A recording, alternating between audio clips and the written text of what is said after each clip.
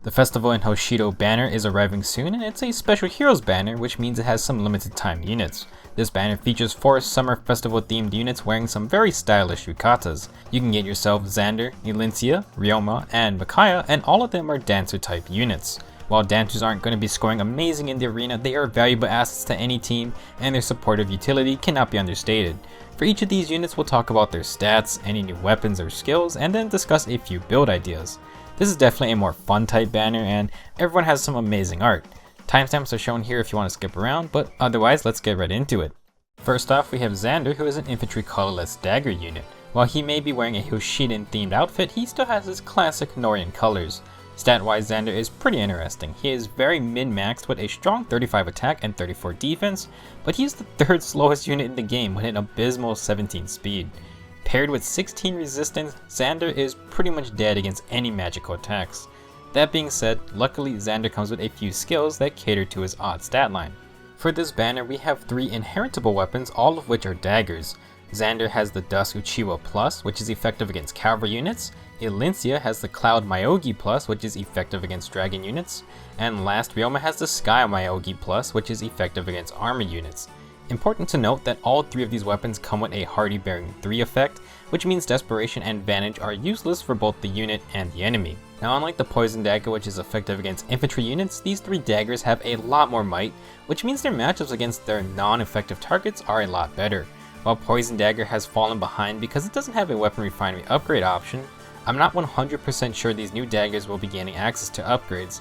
For my builds in this video, I am assuming they will get the standard refinery upgrades. However, just keep in mind that this might not be correct. I'm making this video before the banner is actually released. Overall, these daggers being on limited time units does kinda suck. However, they are inheritable, which means any dagger can get access to them.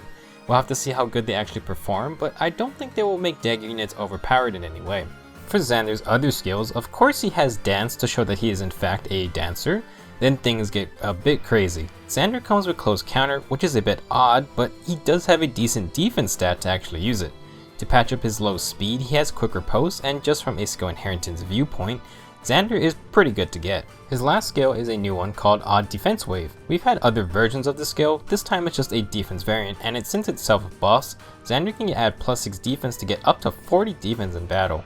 Just remember that this skill only works during odd numbered turns, so while it may not be super reliable, it's a nice way for Xander to buff himself as well as buff some allies. For builds, we might as well use what Xander already has. Again, I'm assuming the Dust Uchiwa can be refined, but I acknowledge that that may not be the case.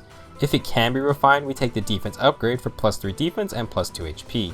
Gives Xander the Close Defense Sacred Seal as well as Bonfire, and then just watch him bait in physical damage enemies with a whopping 49 defense if he has Odd Defense Wave active. With 17 speed, Xander should be getting doubled by nearly everyone in the game, so Quick Riposte should ensure Bonfire goes off on his second attack. Again, Xander will die to pretty much any magical attacks, and since he gets doubled all the time, I don't know if investing in his red stat is really worth it. Something I do think is worth looking into is swapping the Dust Uchiwa for a Rogue Dagger. Rogue Dagger applies a -6 defense and res debuff to the enemy and foes within 2 spaces, but it also buffs the user by +6 defense and resistance as well as any allies within 2 spaces. Since Rogue Dagger's buff would overlap with the Odd Defense Wave skill, we can substitute it out for Attack Smoke. If Xander can land an attack on the player phase, he will be incredibly hard to kill thanks to the +6 defense buff and the -7 attack debuff on the enemies. Xander's base kit is so crazy with Close Counter that he will be a lot of fun to try out if you do get him. Next we have Elincia, who is actually going to be an infantry green dagger unit. Yes, colored daggers are now a thing. Do I think colored daggers are going to be game changing? No, probably not, but that's a whole nother discussion. So for Elincia's stats, she is a pretty standard looking dagger unit.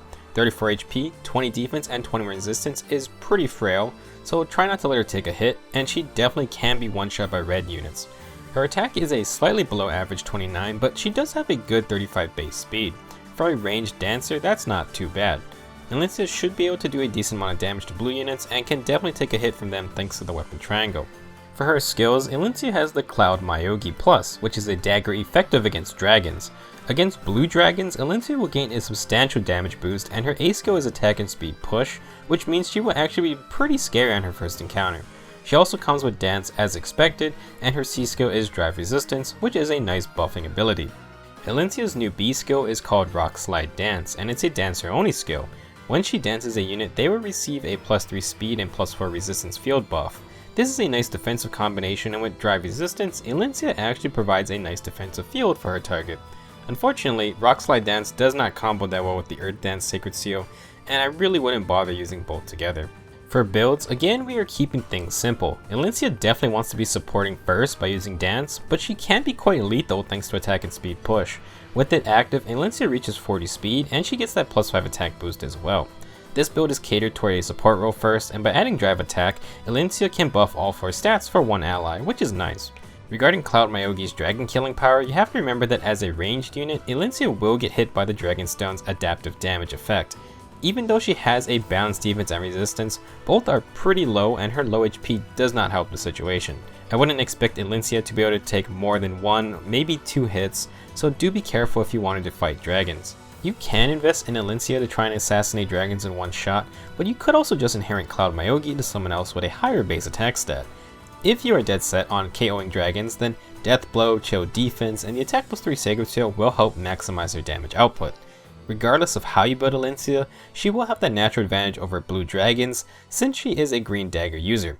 Just keep her away from the 3 Tikis. Moving on, we have Ryoma without his face guard for once, a rare sight. Ryoma is also a colored infantry dagger unit, and he's our first blue dagger user. He is similar to Elincia, and he trades a few points of resistance for some extra attack. 32 attack and 34 speed isn't that bad for offensive dagger units, although there are better units out there. Ryoma should be able to fight red units decently well, but will have that disadvantage against green units. For his skills, he comes with the Sky Myogi Plus, which is a dagger effective against armor units. Now, armor units generally tend to have really high defense stats, however, Ryoma also comes with Triangle Depth and Chill Defense. This means he gains a nice advantage against red armor units, which he needs because if it's in arena, then it's bound to be the Black Knight or Zelgius. Triangle Depth is misshown as Cancel Affinity in the trailer, but that was just a mistake. Again, Ryoma is a dancer, so he has the Dance Assist skill. Ryoma's new C skill is Spur Speed and Resistance 2. It's just a new variant, but +3 speed and +3 resistance is actually pretty nice, and definitely good against mages. This can be comboed easily with the Earth Dance Sacred Seal to pass on +5 defense to the unit as well. Ryoma's base kit does suit his offensive stat line, so all we really need to do is add some extra speed. Assuming we speed refine the Sky Myogi Plus, add the speed +3 Sacred Seal, and Ryoma will be at 39 speed. At this point, our long-haired lobster should be able to tackle red units easily thanks to Triangle Depth, and Chill Defense means he can support the team and have a slightly easier time taking out those armor units. If you don't think Sky Myogi is that useful, then you can trade it out for a Barbed Shuriken Slaying Dagger. I do think Ryoma can run the classic Fury plus Desperation setup, and he should be able to pump out Moonbow procs if he doubles. Ryoma and Elincia are quite unique as colored dagger dancers, but you shouldn't be super focused on getting them for their combat prowess. The lower base stat total does hurt them a bit, and neither of them are as min-maxed as Xander. Overall, I think they're just fun units, and at the end of the day, are both still very usable.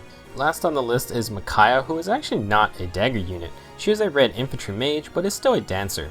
Micaiah's stats are actually kinda similar to Xander. She has a pretty darn good 34 attack and 34 resistance, but a horrendous 20 base speed.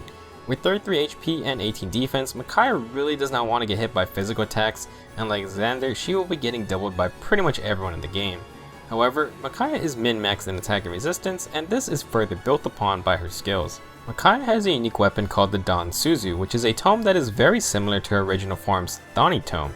Basically, it's effective against armored and cavalry units. This weapon also grants Micaiah a flat +3 attack, which is great because that makes her one of the highest attack red mages despite being a dancer. With Dan Suzu, she reaches 51 attack and she wants all the attack she can get to scale with her effective against multiplier. Now Dan Suzu does share the Hardy Bearing 3 effect as the other banner weapons, and I would say this is fine since Vantage is a problem for squishy mages like Micaiah. Overall, Dan Suzu is actually a pretty decent weapon. Its main focus will be trying to one-shot cavalry and armor units. Looking at the rest of Micaiah's skills, she has Dance, Attack and Resistance Bond 3, as well as Resistance Ploy 3. Attack and Res Bond further boost her high attack and resistance stats, and Res Ploy helps Micaiah do even more damage. She definitely is playing into a specific role on a team. Micaiah has a new B skill called Fire Flood Dance 2, and this one grants +3 attack and +4 resistance. She heard you liked attack and res, so even her team can get more attack and res. Unlike Elincia's Rock Slide Dance, Fire Flood can pair with the Earth Dance Sacred Seal for a +3 attack, +5 defense, and +4 resistance field buff on the target Micaiah dances. not too bad if you like those skills. For builds, you don't have to add too much since Micaiah is basically a dancer who can one-shot cavalry and armor units. You should focus on having her dance allies, debuff with res ploy, and even pass along buffs. However, with her min-max stats and attack and resistance spawn A skill, Micaiah should easily be able to tank magical attacks. If you want, you can get rid of skills like Fire Flood Dance for quick riposte to dual mages better since Micaiah should be able to withstand their damage, but she probably won't one-shot them back unless it's a cavalry or armored mage. Death Blow and the attack plus 2 Sacred Seal could also be used if you want to reach up to 60 attack on initiations. With that much power, Micaiah can clean up any low res units, and for a dancer, having 50 plus magical attack is already impressive. Despite the BST penalty, Micaiah can pose a threat if cavalry and army units are in play. In summary, this banner features 4 dancers, with 2 of them being brand new colored dagger users. Xander is a high defense dancer with close counter and a dagger effective against cavalry units. Elincia is our first green dagger unit and comes with attack and speed push, plus a dagger effective against the mighty dragon units. Ryoma has a pretty decent offensive spread, plus carries a dagger effective against armor units. He's also our first blue dagger unit. Last, Micaiah is a red mage with some incredible attack and resistance, while also having a tome that has dual effectiveness against armor and cavalry units. Overall, this banner won't be highly rated for arena due to the BST penalty for ranged dancers. However, in PvE, having more dancers is never a bad thing for any player. You can also use them in arena assault, and these 4 dancers are all pretty good. This is definitely a fun banner, and I do love all their amazing outfits. Personally, if I was going to summon, then I definitely want Micaiah, but my orb stash is sealed away until Choose Your Legends 2 gets released. I'm confident that that is the next banner later this month, but nothing is confirmed just yet. Anyway, I hope you guys enjoyed this video, and good luck with your summons. I'll see you in the next video.